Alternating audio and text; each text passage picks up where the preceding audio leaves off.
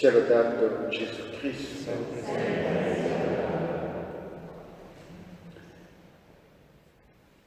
Mattattia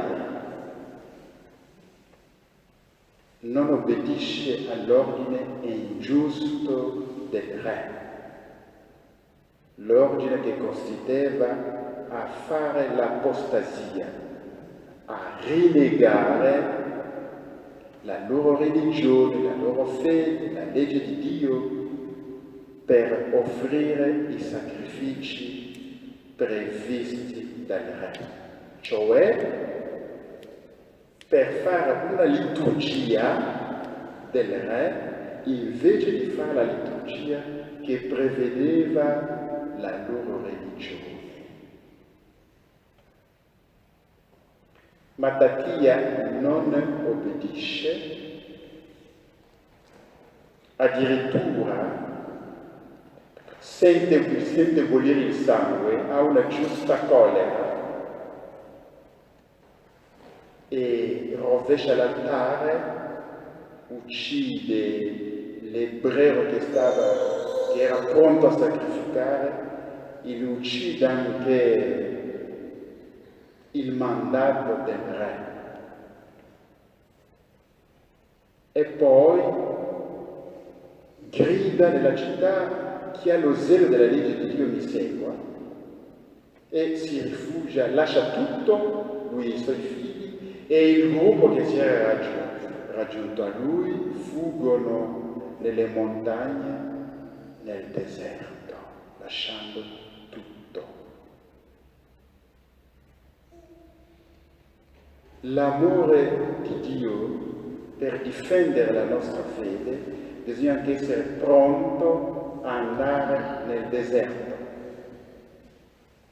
Non puoi rimanere allo stesso posto senza andare nel deserto, dove sei nascosto, e pretendere difendere la legge di Dio.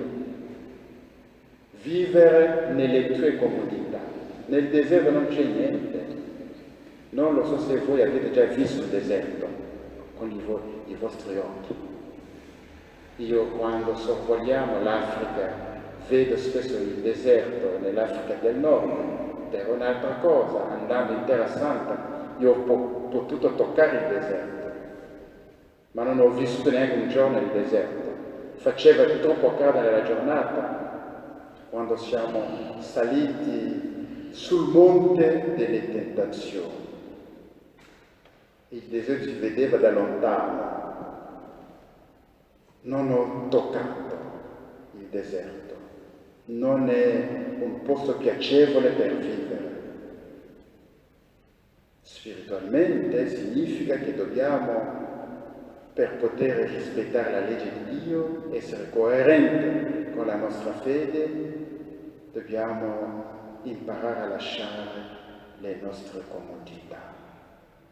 Dobbiamo anche avere il coraggio di difendere la nostra fede. Spesso difendiamo i nostri interessi, che è la fede, che i valori cristiani. Allora, il Vangelo di Luca. Allora, quando Gesù si avvicina da Gerusalemme, vedete da Gerusalemme da lontano, avvicinandosi, Gesù comincia a piangere.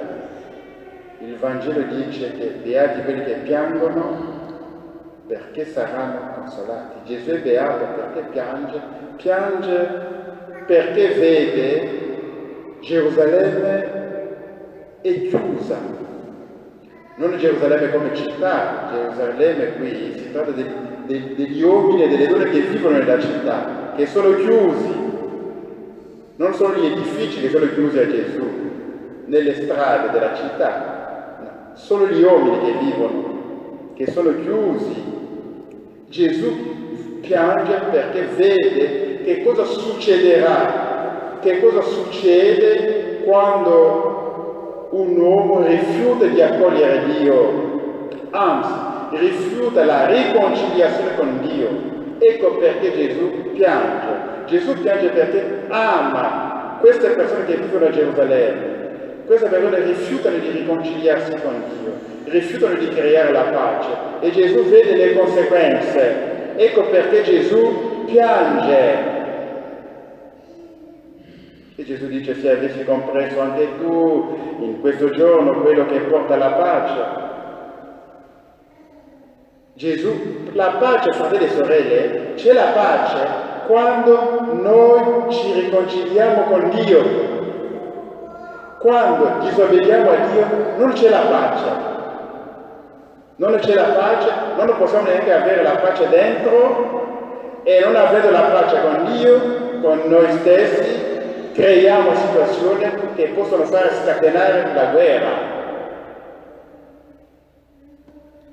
Anche la natura si risvolta contro di noi quando rifiutiamo di obbedire a Dio. Allora, Gerusalemme non ha saputo cogliere questa occasione per riconciliarsi con Dio. Ecco perché Gesù dice: verranno per te giorni in cui i tuoi nemici ti circonderanno di trince, ti assedieranno e ti stringeranno da ogni parte.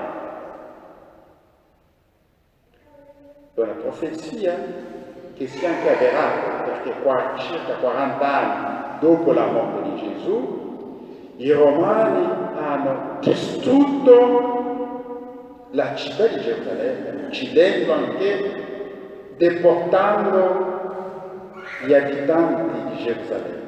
Questo è accaduto. Ecco perché Gesù piangeva. La città è stata distrutta. Gerusalemme è anche la Chiesa oggi. Se la Chiesa non sa cogliere il momento della grazia per creare la pace con Dio, questo succederà. Ma non soltanto la Chiesa, ma anche il nostro mondo. Se il nostro mondo non sa cogliere tutti questi momenti dell'evangelizzazione per creare la pace con Dio, ve l'ho detto, si crea la pace con Dio con la conversione. Allora, certamente ci sarà la distruzione.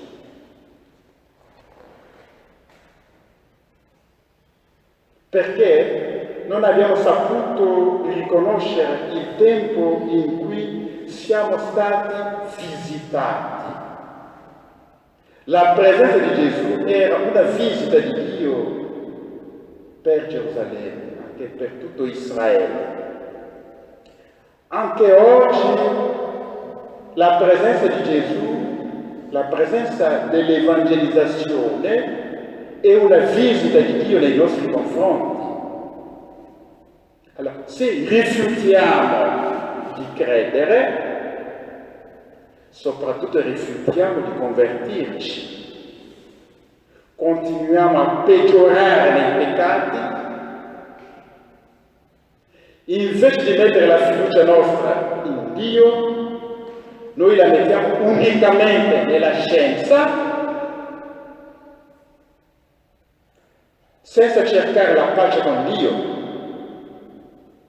Anzi, dovevamo cercare la pace in Dio, prima di tutto con la conversione di tutta l'umanità, di tutto il nostro paese, e poi confidare anche nella scienza. Non possiamo confidare nella scienza rifiutando Dio. Tutto ciò che tocca a Dio non se ne parla. Accendi la televisione e vedrai che tutto è centrato sulla scienza, non si parla, non c'è neanche un spazio piccolo per Dio. In tanti comportamenti non si confida in Dio, solo nell'uomo e nella scienza. Mentre la Sacra Scrittura ci dice: maledetto l'uomo che confida nell'uomo.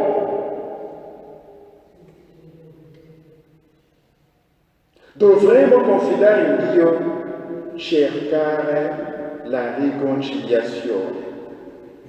Dovremo proclamare le processioni, con il crocifisso, con il Santissimo Sacramento, nelle vie delle nostre città. Dovremo proclamare giorni di digiuno, tutti, grandi e piccoli, per combattere il nemico che non vuole nominare, che ci sta aggredendo da quasi 2 anni. Dovremo invitare i fedeli a pregare molto, a parlare dal pulpito, pregate, a scrivere lettere pastorali, pregate. Ecco le cose che si dovrebbero fare.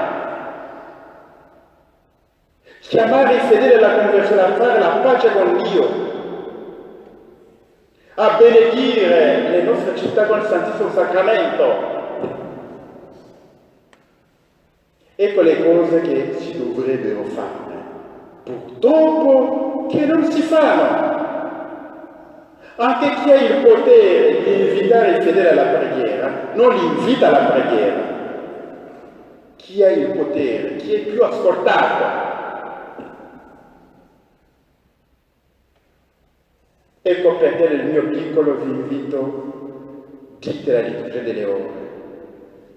Nel mio piccolo organizzo le adorazioni per una giornata soltanto. Mi dispiace che non avete aderito, pochi hanno aderito, ma non lo potevo organizzare.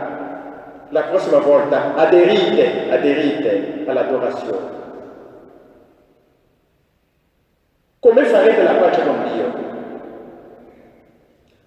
Volete essere distrutto?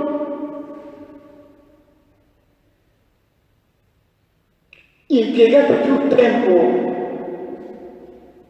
in preghiera che a fare tante cose che non valgono, che non ti serviranno nell'aldilà.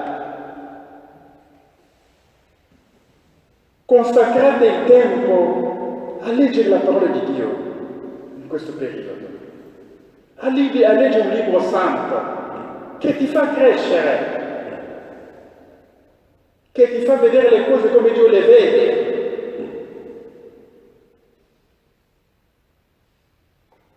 Fate la pace con Dio. Anche Gesù ci sta parlando. Anche Gesù oggi sta piangendo, vedendo che cosa succederà per noi, come noi rifiutiamo di fare la pace con Dio, cioè rifiutiamo la conversione. La grande maggioranza non vuole convertirsi.